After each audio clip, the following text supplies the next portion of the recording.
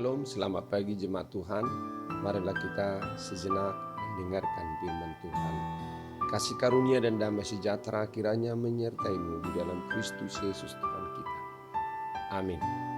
Bapak Ibu, firman Tuhan untuk kita di pagi hari Rabu tanggal 4 Oktober 2023 ini terambil dari kitab Markus pasal 10 ayat 27. Yesus memandang mereka dan berkata, bagi manusia hal itu tidak mungkin, tetapi bukan demikian bagi Allah, sebab segala sesuatu adalah mungkin bagi Allah. Saudara jemaat terkasih, sebuah lukisan karya Pablo Picasso dibeli oleh Steve Wynn pada tahun 1997 seharga $47 juta di balai lelang Christie. Ia merasa beruntung karena berhasil membelinya. Memang ia sangat beruntung.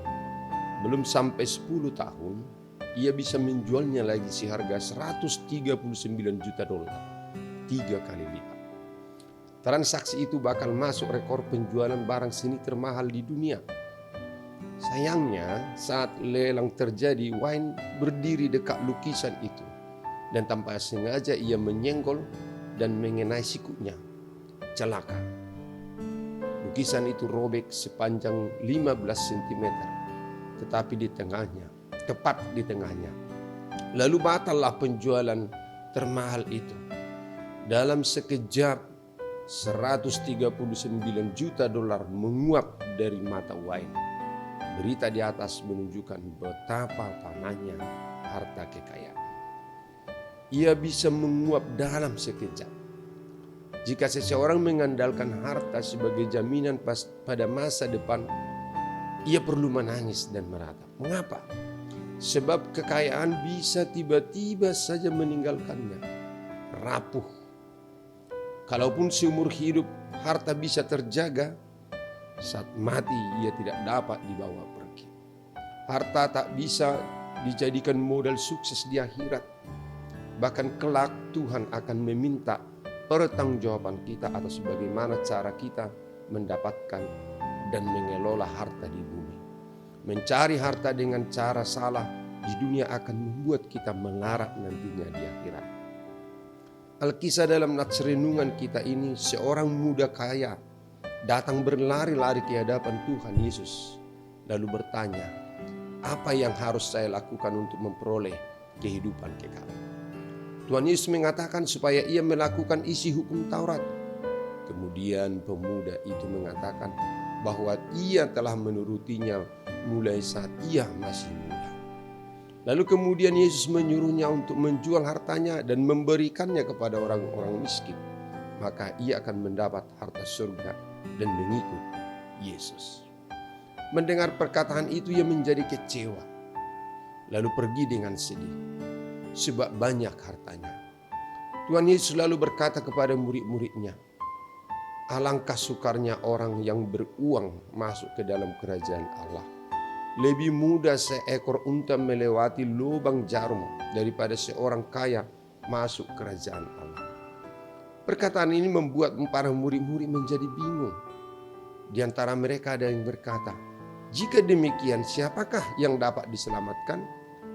Lalu Yesus memandang mereka dan berkata, bagi manusia hal itu tidak mungkin, tetapi bukan bagi Allah, sebab segala sesuatu mungkin bagi Allah. Saat ini firman Tuhan mengajak kita semua agar memakai segala yang ada dalam diri kita untuk kemuliaannya. Segala sesuatu yang kita miliki adalah anugerah dan pemberian Tuhan, dan kita semua adalah penata layan dari berkat Tuhan. Harta yang kita miliki agar menjadi sarana untuk mewujudkan kasih kepada siapapun, kepada orang tua, kepada saudara, dan orang yang membutuhkan pertolongan. Di antaranya ada yang yatim piatu, orang miskin, dan yang menderita. Sebab siapa yang menaruh belas kasihan kepada orang-orang lemah, memiutangi Tuhan yang akan membalas perbuatannya itu. Dapat kita baca dalam Amsal 19 ayat 17. Harta yang kita miliki bukanlah penyelamat kita. Harta itu hanyalah alat. Hanya oleh karena kasih Tuhanlah yang menyelamatkan kita. Harta yang paling berharga milik Tuhan telah diberikannya untuk menyelamatkan kita. Anaknya yang tunggal telah dikaruniakan bagi keselamatan kita. Dunia menyangka itu mustahil, namun Tuhan melakukannya bagi kita.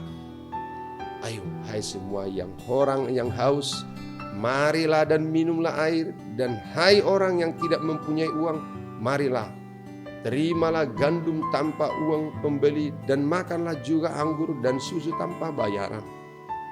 Mengapakah kamu membelanjakan uang untuk sesuatu yang bukan roti, dan upah jerih payahmu untuk sesuatu yang tidak mengenyangkan?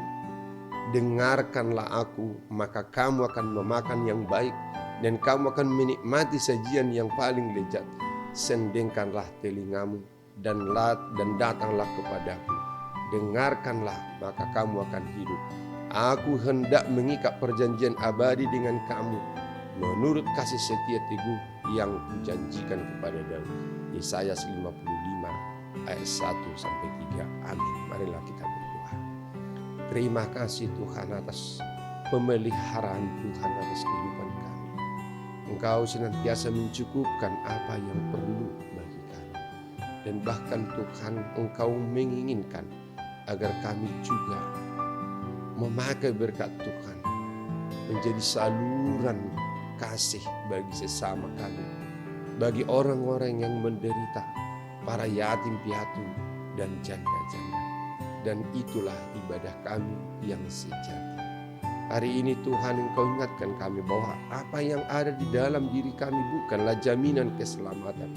Hanya kasih Tuhanlah, anugerah Tuhan semata yang menyelamatkan kami. Terima kasih Tuhan, dalam Yesus Kristus kami berdoa. Amin. Anugerah Tuhan kita Yesus Kristus, kasih setia Allah Bapa, dan persekutuan Roh Kudus kiranya menyertai kamu sekalian.